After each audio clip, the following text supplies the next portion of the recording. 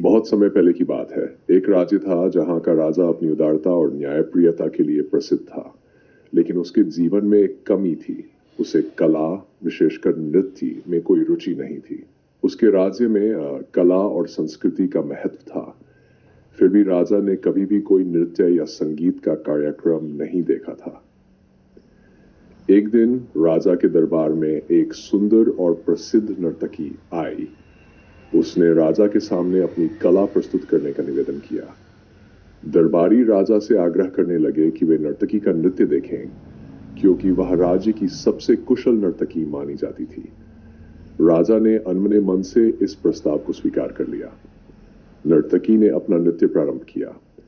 उसकी हर एक हरकत में सौंदर्य, भावनाएं और कला का समर्पण था। वह नृत्य करते समय पूरी तरह से अपनी कला में लीन हो गई थी। लेकिन राजा, जिसे नृत्य में कोई रुचि नहीं थी, उसका ध्यान बार बार भटक रहा था।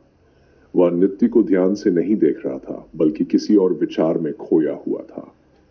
नृत्य समाप्त हुआ और सभी दरबारी नर्तकी की प्रशंसा करने लगे, लेकिन राजा ने बिना किसी विशेष प्रतिक्रिया के सिर्फ तालियां बजाईं। नर्तकी ने राजा की उदासीनता को देख लिया और वह दुखी हो गई। उसने सोचा कि राजा को उसकी कला की परवाह नहीं है। नर्तकी ने राजा से कहा, महाराज, मेरे नृत्य में कोई कमी थी क्या? क्या आपको मेरी कला पसंद नहीं आई? राजा ने उत्तर दिया, नहीं नर्तकी, तुम्हारा नृत्य बहुत ही सुंदर था, लेकिन मुझे इसमें कोई रुचि नहीं है।